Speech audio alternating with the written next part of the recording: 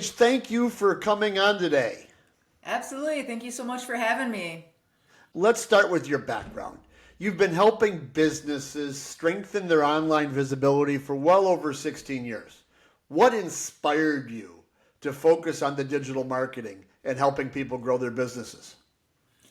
Yeah, what inspired me to help them is, I started off doing websites and people love them. They're great. They, really were happy with the outcome. And then we kept getting calls of, but it's not converting, it's not doing anything. So I started diving a little bit deeper of like, well, what are you doing for marketing then? And that's when I started realizing the answer was always nothing. They were never doing anything. They just assumed if they built a website, they will come. And it's not true. And so once we could really start pinpointing what's the right strategy though for you, what industry are you in? Why is this different than another industry? Or what are there similarities in that we can use some similar techniques? That's when we really started to see those relationships with our clients turn into very, very successful long-term relationships because we were finally getting the results they were looking for, not just a pretty website. How did you fall into the world of inspectors? Kind of twofold. One, my background was in architecture originally, so I've always enjoyed the construction side of things. I think that's probably one area that drove me to inspectors, maybe more than other agencies as well, is I've been out on the job sites having to be the one to like, is this built the way it's supposed to be, and tell the contractors that they're not doing their job right. So I already understood a little bit of the lingo and how that all works. And then the second side is just a long time relationship with Nick Gromiko at Internachi. We've been, he's was probably one of my first clients, if you will, dating back to 2011 probably. So I really was able to absorb a lot from him. One, as I was starting my career, but two, just from, working alongside him and how he operates, we were able to really see what is it that he's telling inspectors to be doing and how can we incorporate that. Yeah, Nick he's a pretty good judge of talent and likes to put quality people around him to let him shine and let him do what he does best. And so I guess that says a lot about you as well. Oh, thank you. Yeah, he's very, very good at uplifting and supporting the ones around him and making sure they've got the tools and resources for sure. Now, in reading up a little bit about you, Paige, and before this conversation, I love how you describe websites as being the invisible employee, and I know we've said that in industries, quite a bit. They work 24/7. They represent your business. For inspectors listening, who are just have that basic static, I'll use air quotes, which I hate, free website. What are some of the practical ways that they can transform their site to be more client generating employees? Yeah, absolutely. I think one of the best places to start is just taking a look at having two different forms. You don't need a request and inspection form and your contact form to be the same thing. You're never going to get the result that you're looking for, and it's confusing to the end user. So breaking those out and having a contact form be the very basic contact form, while having your request and inspection be a little bit more robust. And now you can start gathering some of the details that you wanted, for example, property address, size of property, age, whatever those intro questions are that you need to be able to better quote them.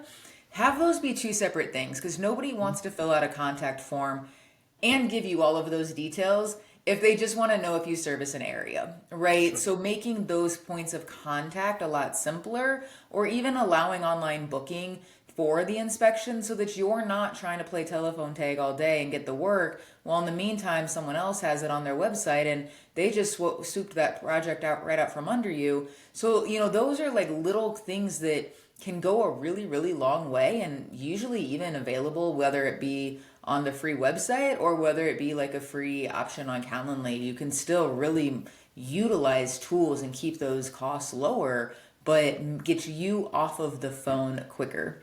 Sure. Or more It's interesting you say that, because I think of our audience and I think of just the people I've met through my career. We have home inspectors, we have commercial inspectors, we have the hybrid. So in those things that you're talking about, what are the difference? What are the like those biggest differences in even that capture that you'll think of between the two sectors? Well, yeah, I mean, exactly, right? Like making sure you're messaging. So we originally talked about two different types of forms, but even if you're going in between, commercial and residential, or you're in residential looking to go to commercial, separate those out on your site more clearly. Have two separate pages. Don't just try to lump inspections into the service page and hope that it's going to cover everything, right? And talk about what you want. But now, same thing, you're able to dive even deeper and ask them, and even maybe some of those add-ons on either side, really, but on commercial, like, but do you also need like a mold inspection? Do you need an air quality inspection? Do you need these other types that you might also be offering, but could also be opportunities to upsell them? But once they start to see that you specialize in those little areas, that's a lot more what they're looking for. I know we were looking at a rental property, so this will be slightly more on the home inspection side, but an example that it was in the mountains. And so we knew that we needed someone who could come in and better inspect the property for like the well and the septic stuff, or, the hazard mitigation as far as wildfires and whatnot, and just random things that started to come up as we were going through of like, I don't really want someone who's just inspecting condos and townhomes all day. I want someone who's going to be able to understand the mountain terrain. And that's who we ended up choosing. And so that's, when you can start to put those extra details on there, whether it be commercial or inspection, that's why you really want to start breaking out those service pages and make it known where you lie. It's interesting you say that. Can a website be too big? I think you can be too complicated. Ah, I like that. The bigger it is, the better it's going to be for SEO. So, I mean, the more we have content, the more you're hitting keywords, the more that you've got all that stuff worked in. But if the user doesn't know how to navigate it because it's, in your words, too big, yes, it will absolutely fail right away for you. And you're going to be wondering why you put all this time into something that doesn't convert. I think but the other way, I think a website can be too small. I think that it can be so like, I'm just going to throw up a one page really quick. I'm just going to have home, about, inspections, qualifications and contact. We're not building trust. It works. It gets you going for the first little bit. But any experienced, real estate agent or a commercial broker, whatever, looking to refer you is going to be like, how long have they been in business? We need to go find someone who's got more under their belt. So I think it can be the other way, that it can absolutely be too small. I have seen both, and you can, I guess, when you think about the resources that are available, and given the time we're in, I mean, we're in the mid 20s of this millennia. It's not like it's in the 1990s when websites were just invented, Right. and you just wanted a page to land on. Now all of a sudden, our clients want you to be the expert. I think your example of the mountain property is right on the money, where you just don't want somebody from down there in the in the Front Range. You want somebody that knows exactly every minutia that's important for you and your purchase. Yeah. I mean, and that's the thing, right? And I know Nick will always say it too. Like, it's one of the biggest purchases most people make. They're wanting to know that they've got an expert that they don't know. They don't know if the pan is in the correct place for the hot water heater, if it exists, or all these different things. And so they need to build trust, I think, more than any other industry at times, of like, I'm putting a lot out here, but I'm also trusting my inspector's going to catch this, because if they're wrong and I purchase this, I don't have maybe the income to go and continue to just to fix. So they really do have to be using that website to build trust. And the cleaner it is as far as navigation and finding what they're looking for, is putting in those trust signals as you go.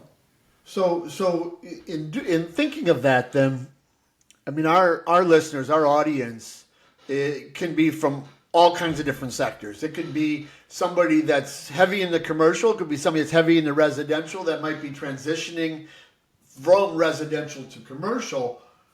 As it comes to our digital footprint, our digital marketing, what should they focus on first when they make that shift in their thought process? or in their digital process? The first shift that I would make is if they type in your business name, can they find you? And what do they see on a search or even now GPT, whatever you're looking at? And what is it actually saying about your company? So, like, what are the reviews look like? How often do you show up? Are you on Yelp and these other ones as well, or is it just your website? Are you showing up at all? If they type in the business name, is it just your Facebook page that's coming up? Those are all those different pieces of what shows up when they type in the business name is going to be the very, very first place that you want to start, because a lot of things we hear, especially in this space, is it's referral based. Yes. I'm getting the work because of a referral. And so people need to look at it slightly different of not so much do I show up if they're typing in commercial property inspector near me, but more I got the referral for this company. The first thing I'm going to do is go to Google, type in their name, and if your review, even if you don't have any reviews, right? It doesn't even mean to have to be bad. You just don't have any. If it's just a Facebook page and you don't have an actual website, that's the fastest way to kill a pretty decent lead. And I think that's a big mistake I hear a lot of inspectors make is, well, I'm on referral, so I don't even need a website. Like, they're just going to call me. No, you're saying it right. We're in the era that people are doing research and they are going straight to the internet. And if they can't find you, they will absolutely call the second person they got that referral for. Yeah, that very much aligns with the CCPIA's mission and how we're really trying to make sure that inspector understands that. And in an emerging industry like commercial inspections. I mean, residential inspections have been around for half a century or more, but commercial in the CCPIA vernacular is a relatively new industry, and we're calling dibs on something that we're really setting it. We're setting the bar, and so if you're not out there mentioning that affiliation or like you say, if it's one thing not to have reviews, but if your reviews are all residentially centric, that's true. Then somebody's going to say, "Well, you're really good at condos. You're probably not so good at mountain properties. You're really good at this, but you don't know that." Yeah. And so I can see that. I can see that very, very clearly. And so to that order, I mean, what's for that inspector to be found, even in the organic, where should they focus on? To be found, I mean, it is going into making sure too, once you do that Google search and see how you show up, you will start to see what phrases, what words, Okay. what does that look like, right? So to your point, start to kind of backtrack and go, okay, well, that is correct. Facebook showed up, but my messaging is all still related to residential. So let me go over to Facebook and make sure it's residential and commercial. Or the title tags on the search results for my website say that I'm a home inspector. How do I go in and change that to read residential and commercial inspector? And start really looking at how can you control those things that you don't necessarily have to hire a marketing agency to come in and do. Yeah, you'll probably get some better results a little bit faster if you were, but those are like kind of the basics of where could you get started if you're trying to take that leap from home inspector into commercial inspector. And then same thing, if you're like, hey, I've been doing the commercial a little bit for, just as I am, it's fine, but I'm ready to grow that part more. Start looking at the cues that you're already putting out there. And then as you're like, all right, I feel like I've got things cleaned up, or I don't know how to clean these things up, but I see what's going on, then go contact an agency and say, hey, what does it look like for you to come in and help me optimize this even more so that when people type in not just my company name, but when they start typing in the types of inspections they're looking for, now I'm showing up to the general population doing more broad searches, not just the referrals coming in. I'd love you to correct me if I'm thinking about this wrong, because I'm fairly Neanderthal in some of my knowledge on this, but I go back to when I first started my career a long time ago, and we had the yellow pages.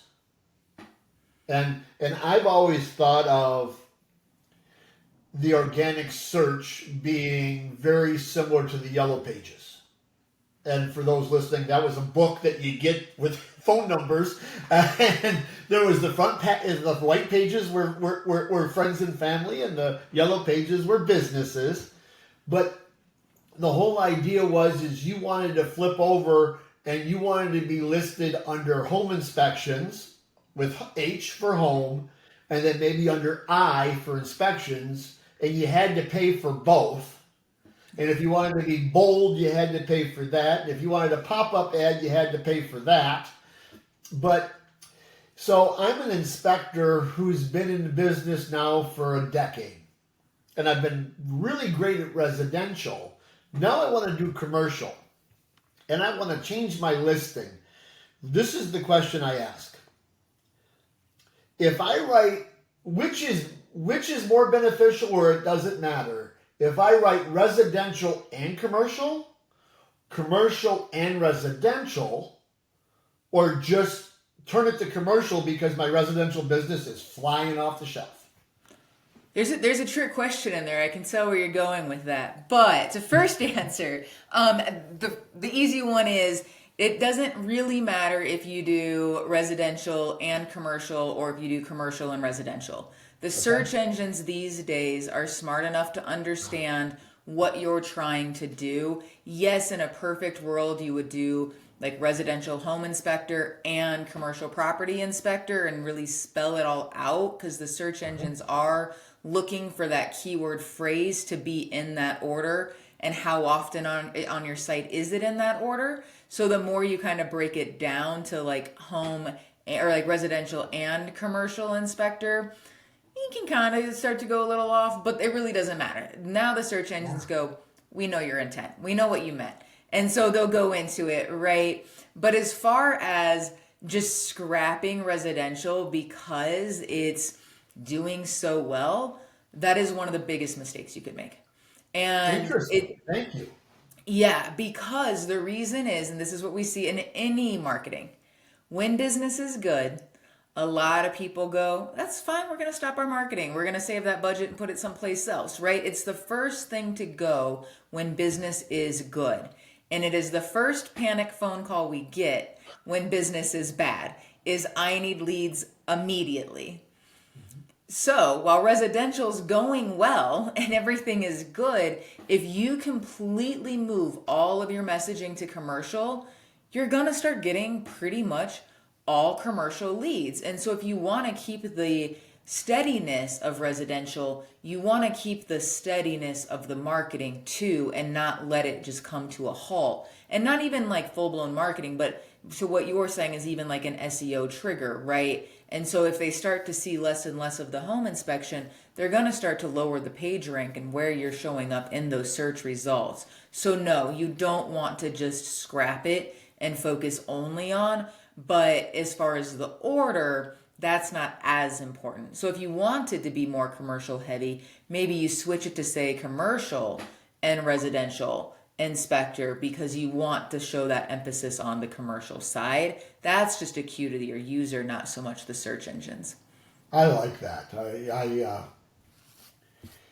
I kind of felt that way, but I wasn't sure, because when I talk to inspectors that are at that edge of the cliff and they don't know where to go, and they want to, maybe they're older like myself, and they want to slow down the residential side and maybe bring in another inspector for that, and so you don't ever throw it away. In fact, you should probably ramp them both up simultaneously to make your business even probably look more robust. Yeah. So you mentioned SEO, and so let's go down that track for a second. Every business hears about it, but we don't understand it. So what would be your top 3 or 4 really good SEO practices that every home inspection or every inspection company, commercial especially, should be thinking about? I think some of the basic ones that are really basic but often overlooked is, first, make sure you've got a sitemap and not just one that's listing out all of the pages like living in the site, but it's a coded version. It's the XML version. You might need to talk with someone to help get that set up. I also know there are some plugins depending on, how your website is built that will create the sitemap for you. I say that because it's not just about the sitemap, but you also want to go to Google Search Console and even Bing Webmaster Tools and submit your site. And I think that that's something a lot of companies aren't really talking about, is like something they're doing when looking at SEO and ranking. And so I don't know a lot of small businesses or, business owners that are just like, I set that up on my own. Yeah, I took care of that. But it's really easy. It's super simple to walk through and set up. But that's basically saying, hey, search engines, there's a website, it exists, and here's my sitemap that tells you all of the pages to crawl, so you're not waiting for the search engines to randomly stumble on your site and also know how to crawl your site to index those pages. You're taking a shortcut and going, let me do this for you, so when you get there, you already know what you're doing, is another one. And then claiming Google My Business or your Google Business profile would be the third one. And then installing analytics. And while analytics isn't entirely an SEO tool, it's going to be helpful for anything else you do related to SEO. So you might as well start with it right away, get it on your site, and get ready to go. But those would be the four main things that I would look at. Interesting. As I think of the websites that I've built, usually, one of my bigger struggles I've had is educating my professionals, you being one. And how important do you think it is, if you're going to use a marketing company, that they thoroughly know your business rather than, oh yeah, I build websites, give me the content, I'll put it in there? Yeah, it's actually a really interesting debate that we've gone through internally for years, because we are more industry agnostic. So we've worked with all sorts of them across the board. I like it because it puts us in the eyes of the consumer instead of the business owner who is so in it every day. I'm, even as we're talking, using technical jargon, right? And so if I'm writing my entire site around that, and then the end user shows up and goes, I don't know what any of that means, that's not answering the questions I have, though, that's not going to help, right? So how do we actually come in as a consumer and go, this is all great information, but I still need to know, again, will you service this area? What do you do evening and weekends? Do you, how long is the inspection going to take if I have to take time off work? Or does, who all needs to be at a commercial inspection? Is it just, me or anybody, or what does that look like? Those are things as a business owner we forget. So I really like being industry agnostic, because then we get to say, let's look at this from a different lens. But home inspections and commercial inspections are very, very different, that I think having someone in that space can be way more helpful because of just the different nature of how they work. Now, in our conversations we had in my research, I saw that your company, 3Ring Digital, has a focus on digital asset management. I think we need to probably talk a little bit about that. And really, what does that mean? And what does it mean for the commercial property inspector? That's a great question. So digital asset management, and the way that we look at it, is very much who has ownership of the various data and digital pieces that you have on, just to have your business up online and running. We've identified over 300 data points for one business to be online. And that's not running an online business like an e-commerce. That's literally just having a website and being online, right?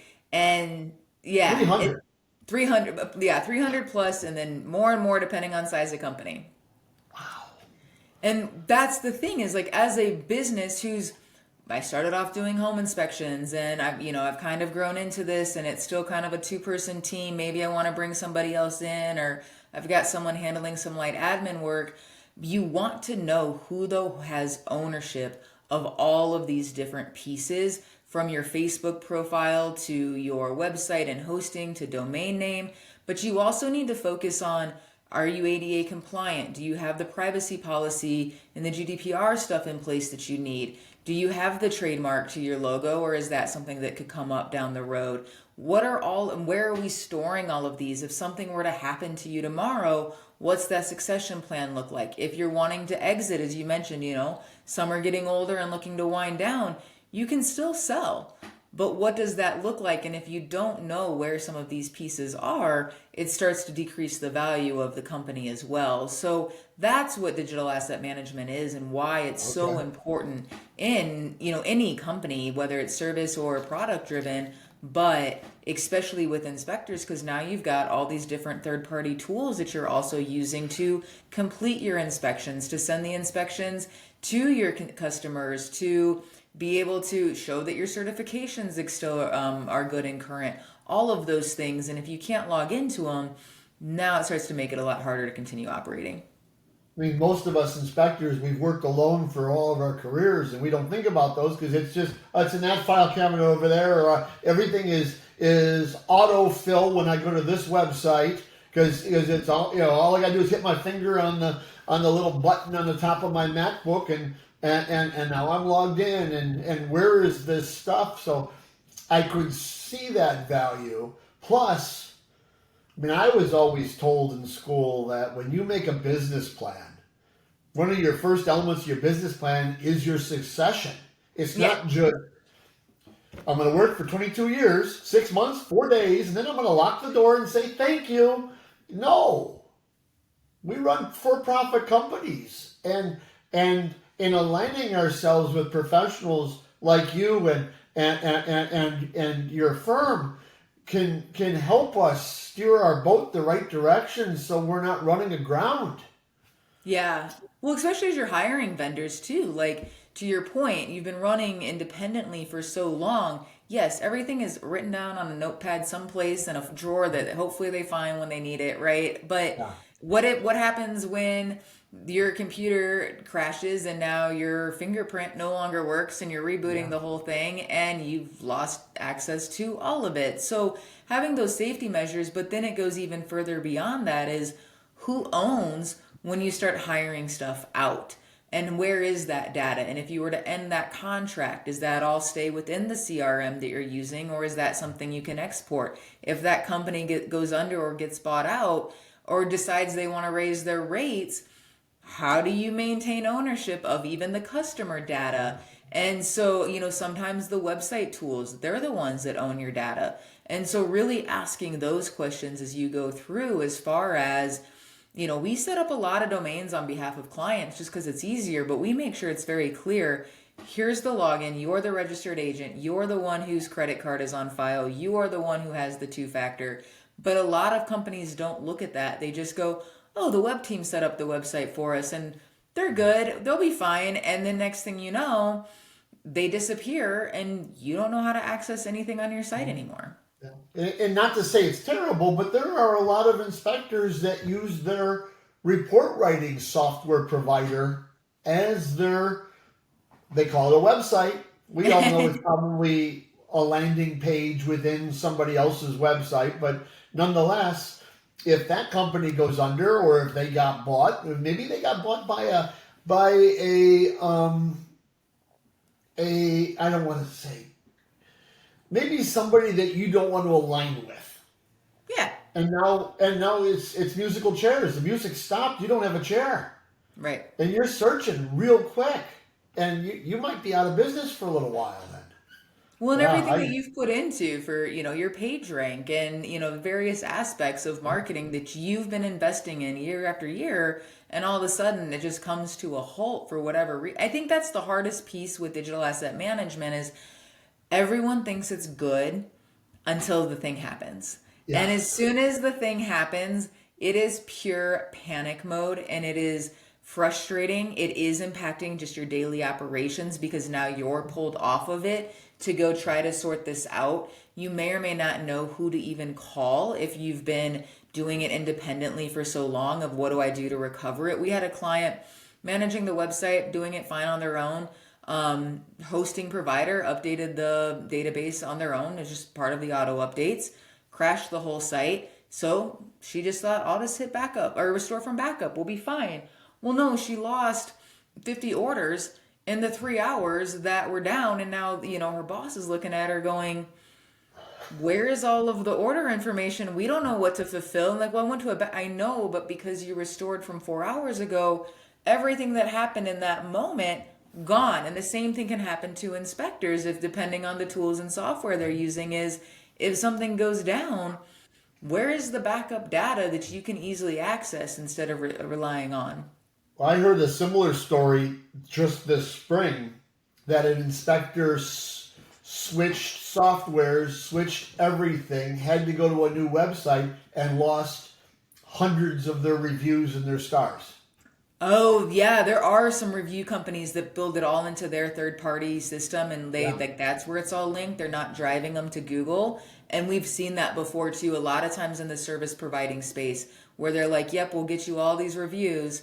And then they're like, "Hey, I'm ready to move." And you're like, "I own those things. Like that should be Yeah. my like stars, my reviews. Why? Because I end a service with you, did all of these things disappear?" But we don't know to ask these questions when we go Right. into it. We trust that they're the expert and that they're going to set me up for success.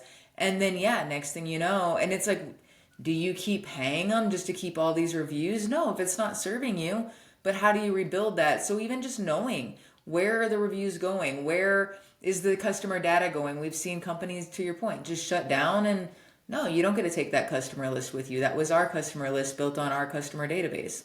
Right. And but then in the same vein, Paige, wouldn't that be a company asset if I was selling my company 100%. and and I had the ability to sell my 3,000 5-star ratings? As you're nailing it on the head because that is exactly where we're also seeing this overlooked when it comes to sale. Your domain name for how long you've been in business does come with value and weight. And so that's one thing. Even just your reputation and where you show up in your page ranks is valuable. It's what the difference of a company's coming in, purchasing you, and starting all over or being able to pick up where you left off. It's, hey, I've been running Google Ads successfully for years. Here's all of my data to show you. Here's my ad spend. Here's the conversion rate. Here's how well it's working. You can literally purchase my company today, keep the ads running, and things should just be smooth sailing, right? And so any of those things make or break a deal. If you've got poor reviews online, they might not want to be acquiring you because they don't want to have to rebuild that reputation or respond all of these saying under new management and try to hope that someone takes the risk on them. So there's all these signals when it comes to the digital assets that companies aren't looking at that really should be like more highly considered in the valuation, but can also break or make a deal. We've seen people think they own a domain name and then turns out it's with the co-founder still who hasn't been with the company for 5 years. And we don't know if we can get a hold of them or not because they're off on some island, right? And if we can't sell the domain name with the company, we're going to change our valuation. Yeah. I think of that famous story from PepsiCo Yeah. when they lost Sierra Mist because they didn't renew on time and they had to invent Starry. Oh, yeah. And so everybody's like, "Where's Sierra Mist? I like Sierra Mist. What is this Starry stuff?" It took a lot of effort for them to re-establish and rebrand an entire flavor of beverage because they lost their domain name. And it was like, oh, it's on auto renew. It'll never happen until the credit card expires and no one's getting the email that says it's right. Like you can only trust auto renew and this and that so well. But if you're not having eyes on it, it's funny. We actually send emails out to clients to say, hey, just want to remind you your domain's up for renewal soon. And they're like, I know, we've got this handled. Thank you, though. And I'm like, no, we're just really doing it as a courtesy. Like I know that you have it handled like on your end and it's not on us, like our credit card to renew it. But I just wanted to remind you, like, Yeah. you got that coming, right? You're good to go. There's no changes that are needed Yeah. because it's Yeah. expensive. Just to recover it can easily be $2,500. That's just to buy your own domain back. That's usually $25. But to Yeah. your point, how much are you losing? It's so hard when someone goes, "Hey, we lost the domain. How do we rebuild?" And I'm like, it's a whole new site. It's a whole new this. It's all new marketing, and everything you invested in for 10 years, we're doing it all over again, but probably double because you want to go faster this go than you did the last one. And so it can be a very, very expensive mistake, not just, oops, we've got this, we'll figure it out. Yeah, yeah. It's not as simple as I forgot to renew my online subscription to a movie service. Oh yeah, Right. well you'll get it all back, and in fact you get to keep everything you saved in your favorites list still, because it's no, Nope. it's the internet and those domain that was all set up for a commerce reason. And that's why there's some very large companies that make a lot of money, and there's shareholders that make really good dividends off of this. Yeah, they're covered to make sure all the notices went out, but they are not there to help you when it doesn't. I mean, hosting is similar. People don't realize that hosting companies aren't typically there to support you. To your point, they're there to make the money. So if you stop paying within about 15 days, that site's deleted from the server, if not Yeah. less. That's the entire site. If you don't have any form of backup in place, your whole site's gone. And so that's, we like to come in and go, I've got you for the better part of 6 months, maybe a year. We're going to do everything we can. So if you come back to me and go, I had a family emergency, I'm sorry I didn't get this invoice paid in time, we still have a copy. Most hosting companies within about 15 days will just delete the whole thing from the server and act like it never existed, and they don't take a backup, and you're done. And that's, yeah, roughly a anywhere from $3,000 to $10,000 mistake, depending on how you have your website set up. They only have so much room, and there's always somebody wanting to come in. And so if you're taking up space and you're not And paying not for the paying. space, they're going to kick you out. Yeah. I don't blame them. Well, it's the same with your Yeah, CRMs, I mean, like we were saying, all the inspector tools that are out there, like you think that's set up on auto renew until it's not, or till the credit card got called for fraud and they decided you forgot to update the card on file, and you just were going about business and thinking, oh, I'll handle it, next week. Well, next thing you know, yeah, everything's gone. So that's what the digital asset management is really putting a pulse on, when do these things expire? What's the cards on file? What does this all look like in like a nice clean dashboard so that you can easily see everything in one go without having to log into every single platform that you're a part of? I guess that's probably one of the greatest aspects of going with somebody like Three Ring Digital that is sitting there monitoring your stuff Right. and making sure that you can do what you do best. Yeah, I Exactly. inspect. I'll get told what to do otherwise. I'm sure, and I'll be receptive. I promise. I'm not going to be that inspector. I know, I know, I know. Yeah. So is I don't think there's a single inspector that I've ever met in my career that hasn't had that 3 o'clock in the morning writing the report and I didn't hit save. Or my computer lost charge and I decided that I was going to manually click off the auto save every 15-minute mode. We've all done it. You've just set up practices and systems to make sure that our digital side is safe. And I love that. So to that order then, I want to talk a little bit about some common mistakes or missed opportunities, because I am confident and positive you've got some stories you could share of common mistakes that we can make when trying to market ourselves versus using a professional. I think, yeah, there's so many, you're right. One of them, just, starting off though, is just hoping that everything will be fine through referrals.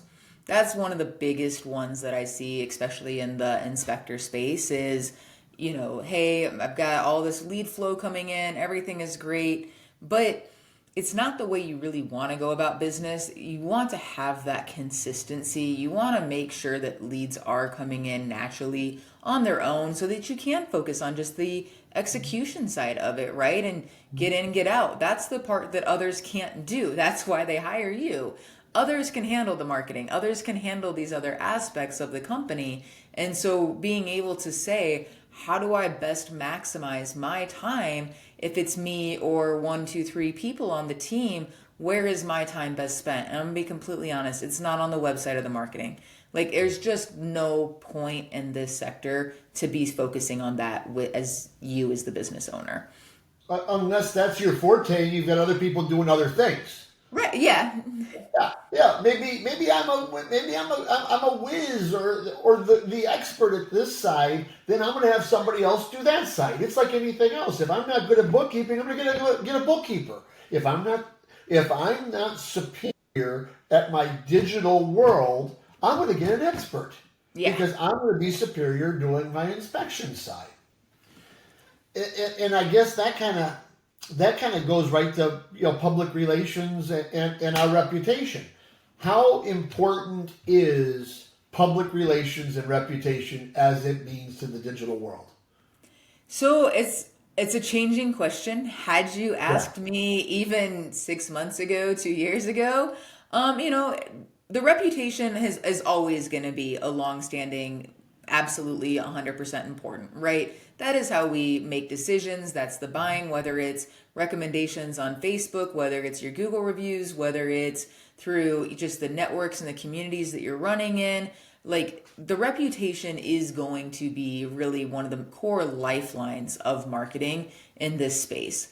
As far as public relations, though, that one had been a little bit different. People weren't looking for some of the articles and whatnot, right? They just wanted to see in Google who are the top three that I can, call and go to, get 3 quotes, see who I like the best and go. But now with people moving into AI, even more so than ever. And that's what we're starting to see is there's still going to be a foundation in SEO, but it's really coming into the mentions and the social cues from others, like the publications, like hey, I was mentioned in the newspaper, or an online news article, and that's where it's coming from. Or there's a list of top 3 home inspectors in my area and it's a blog post. That sort of mention in that capacity is going to start going a lot further. Even the social mentions, I was even looking the other day, I was baffled with the amount that TikTok and Instagram Reels are showing up in the video section of search results. Where back in the day, it was just YouTube or Vimeo, mostly YouTube because you're looking on Google, right? But now it's just like, oh no, you can start showing up in the video search results through social channels too. So it's more so than ever, the PR place is really, really starting to come back around and something people should be paying attention to. Oh, that's a loaded one. I start thinking about social and you see stuff and I made that tweet 15 years ago when I was in my 20s. Now I'm in my 40s. That's not me anymore. I mean, this stuff lasts. The internet lasts forever, right? Yeah. So how important is it? And I know it's tough to do, to have 2 personalities in your social world. I've got my business personality and I've got my friend and family social personality. And can you really separate them? I think inspectors, it can be a tiny bit harder because it's so consumer and relationship driven, but I absolutely think that you should. To your point, people don't need to see everything you decided to do. I've seen it where there's times I start to see someone is just constantly away from work, right? And I'm just like, no wonder why the quality isn't quite as good and why, this is going on. And so even if you think that everything is still running just fine, if they start to see a certain behavior over and over, it kind of just makes them start second guessing whether it's true or not. It puts that thought in their head of, but are they still paying the same attention? Are they still involved? And so, or just the views, everything that is going on right now, that you like this kind of music. I don't know, like it can be anything that can just be a little off-putting to a consumer. Some people look at it and go, not my customer anyway. It's totally fine. I'm going to keep doing it, right? And that's one model for sure. But I think that in today's age, with how far we've come in the social platforms, absolutely create those things as separate. Have your personal be locked down and just to your personal network. And if you've got some business relationships with friends and family, go for it. Go ahead and let them see that side. You don't have to like remove them from it, right? But keep all of the business stuff on the business profiles. And that's how I like, you don't see me too often bring a ton of my business promotional posts to my private. One, not entirely the audience I'm going after, but two, they don't need to see all. If they want to see it, send them to the business. Make them follow the business page. Get another follower over there. But to cross be, sharing or constantly be talking about, inspection stuff on your personal, it's just not where you should be. That's not what they're following you for. I mean, I've always struggled when you're sitting there with your handheld device and which account am I on? Which am I, and it's always been so much effort for me that I've just devoided myself 100% from the personal world. Mm-hmm. So that, just because otherwise it's going to be, oh, look, Rob's either teaching a class, inspecting a building, or he's got a glass of beer in his hand. Now, because I've been to a different brewery someplace, and I wanted to show off this wonderful experience I'm having. Well, you know what? You're right. They're either going to say, boy, I can't stand it that there's 15 posts of a breweries. Apparently, he's an alcoholic. You don't want to say it, but like that's the perception though, right? And that they're going to believe what they want to believe. And so it is really important to be putting out what you want them to see. I like that idea. And has it become easier in the last few years to set up multiple accounts? I know it used to never be that easy, especially like Facebook, where they mingled so much together. Is it easier now to make a business account and a private account? Absolutely. I think easier than it ever has been. I think the hardest piece that is a hurdle for a lot of people is like, but you still need a personal Facebook page to create the business. But there's a reason for that. You don't have to use it. You just have to create it, right? But the reason for it is if something comes up, that's the owner. And so we need to have that ownership tied to. There's also so many scams online with social profiles and can I trust this company? Can I not? So Facebook uses it as they should, as a way to help validate who is legit and who isn't. So there's that little piece that I know has made a lot of clients like, I don't want to be on Facebook at all. Why do I have to do this? So there's a reason. But then Instagram is a lot easier. You can create an Instagram business page without doing a whole lot. LinkedIn is probably the one place that I would start to say, yes, you should have both, and yes, you're personal. But if you're doing more commercial inspections, you should be on LinkedIn and you should be top of mind of every single person in that space, from the commercial real estate agents to the financing to the insurance to the brokers. You should be showing up top of mind all of the time in the commercial side, and that should be your personal. But you're not trying to go post about all the breweries you've been to on LinkedIn's personal, right? Like that's not what that's for. That's your business resume, if you will. So I think, again, then go ahead and move all of the brewery to your Facebook personal and keep LinkedIn super clean for your business profile there. And maybe limit your acceptance of friend list to those that you're truly friends with, and not, oh, look, I'm a mutual friend of 57 people here. So apparently I must know you. I don't know you. But you're the second tier down. I see that, and so what you're saying is in that, and I guess I'll say PR or social aspects of my business, I better have something there along with my website, because it's really that corroborator, correct? Yes. Yeah, and you'll see it more and more, even as the Google business profile. When you're doing a Google search on the right hand side, it is now starting to say where some of those social cues are coming from. So, like, here's some activity on Facebook or Instagram, and here's some other things that they're doing. They're not just showing whatever you've put on the Google business profile. And then, same thing, if your company name is, showing up in a Google search result, there's all these other places that it's pulling from. It could be awards that you've won, certifications you've had, it could be, different areas and different aspects. And all of that, though, is really going into the cues for the search engines as to, like, okay, they're being referred to from these other companies that have a good reputation. They must have a good reputation. Let's bump them up a tiny bit higher in the search results and the page rank. So there's a lot more to it on the little cues and triggers, if you will, on the SEO side than just how do I optimize my page, my website one time for all these keywords and hope it's going to be great, right? Like, that's not how SEO works, and definitely not today with how quick. It's not even about algorithms changing anymore. It's just how quickly it's changing that just users even search is changing. And so there's so many more reasons to be focused on it now. Is it about the money too, or can you do this intelligently on a budget? On SEO, you can absolutely you can do both, actually, Google Ads and SEO intelligently on a budget. That's something we really pride ourselves in at Tree Ring Digital, is trying to come in at what is the budget that we actually need to receive the results that you want, especially for inspectors, like you said, that don't have maybe a shop of 20, 30 employees.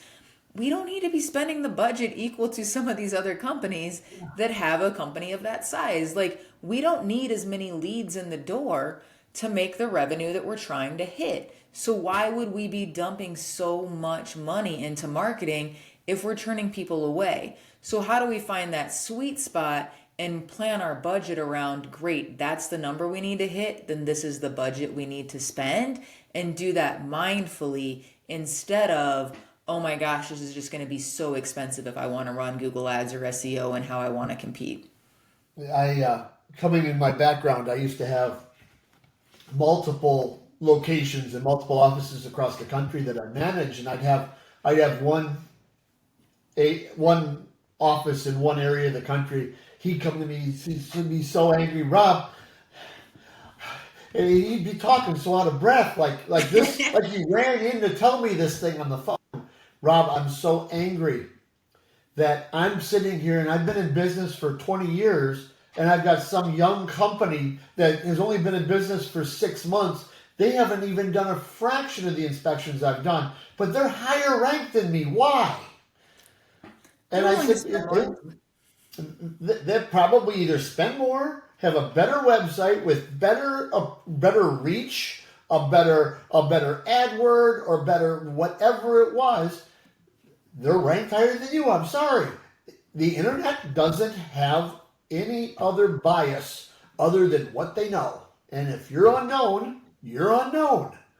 Yeah, one, I would probably challenge them, and you know them, so I don't know, but I'd challenge first to say they probably haven't touched their site in multiple years, right? Where this new company has. So that already plays a trigger or plays a role, because they have probably a more responsive, we see this all the time in inspectors, it's a more responsive design because the other ones haven't even gotten caught up on that yet.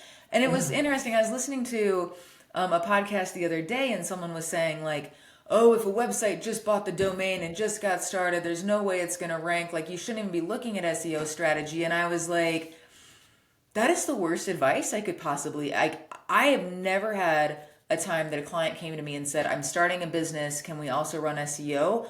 If you're doing things correctly, you can absolutely start to outrank or just rank really, really well in the search engines with just basic tactics, tricks, and techniques. Yes, domain name and how long it's been around does have some authority, and I'm not gonna lie, we get better results with some of those clients as far as faster.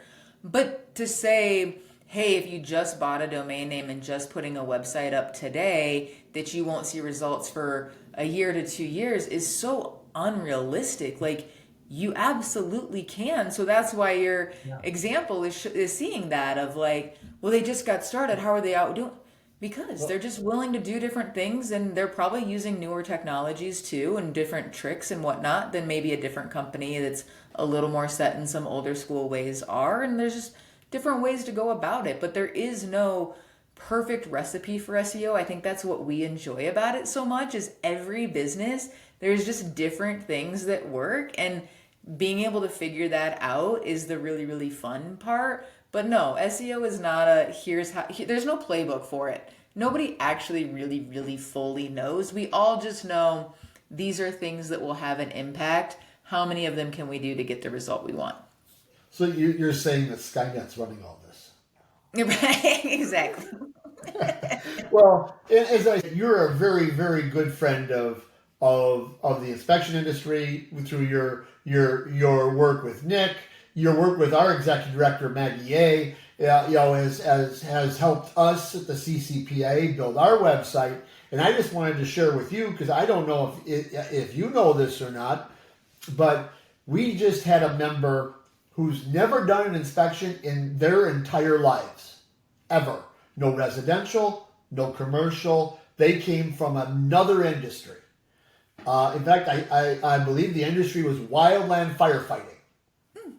So not even remotely close. And this member used our website tools, our the CCPIA website template, and worked hand in hand with Maggie, who learned everything from you that she could absorb.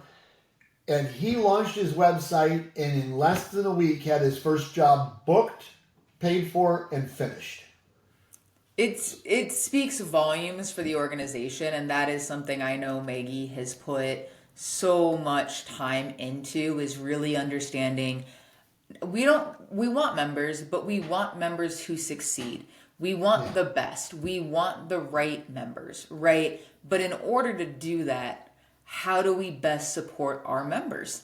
And how do we make sure that we're doing everything we can to succeed? And I know, I mean, the amount of resources that CCPIA offers on their website is absolutely insane. I haven't seen many organizations, and we've built a variety of organizational sites. I have not seen many that go to the amount of tools and resources and templates that CCPIA has. Internachi does a fantastic job with it, but that's why the inspectors get the results they get because they have such a because a lot of them don't. You're right, a lot of them don't have a website or marketing background. They do inspections and that's what they want to do. And so I really commend the both organizations for how much they've reinvested into how do we not just be a certification company or organization, Yeah. but a tool and a resource that really sets them up for success. And it's been incredible the results that they've seen over the years. Well, we couldn't have done it without you either. And I got a couple more for us, because I know your time is precious. But I would be doing a disservice to those listening if I didn't bring up AI because it's all over us. I mean, I got to wipe it off constantly. We know AI is the topic. What is a very simple and practical way that you think AI can help improve an inspector's marketing today? I think the best way that I could see AI helping inspectors marketing today would be to better understand your own business. Understand, use it as a tool to finesse your own messaging. Use it as a tool to understand what is it that they're wanting to do when they're hiring you, and how do you better change your messaging to hit that.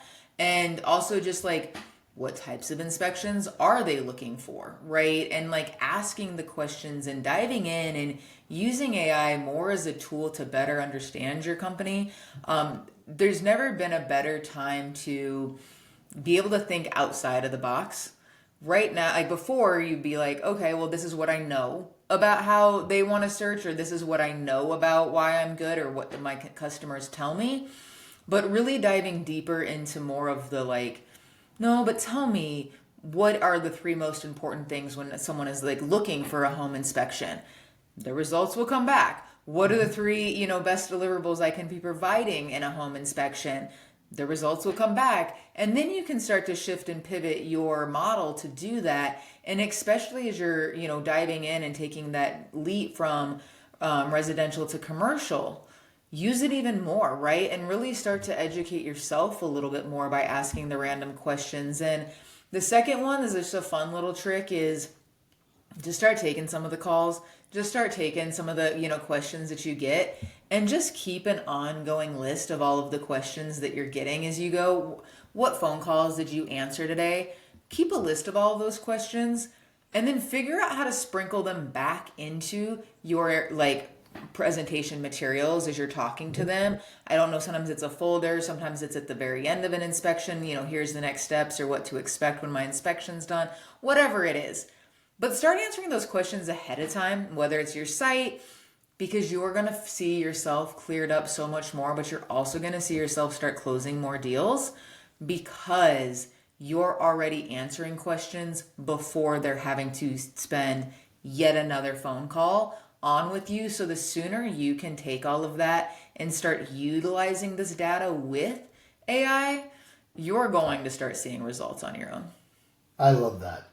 So I guess, Paige, before we wrap up and take any more of your time, what do you think is one action item that somebody could do to help their internet presence, their website, or their marketing that they could do this week to make themselves more visible? I would say Google yourself. Would you hire yourself? You go. Does your website saying that you do commercial inspections, or are you still 100%, or are you mostly still focused on residential? And if you're asking, why am I not getting more commercial leads? That's the reason.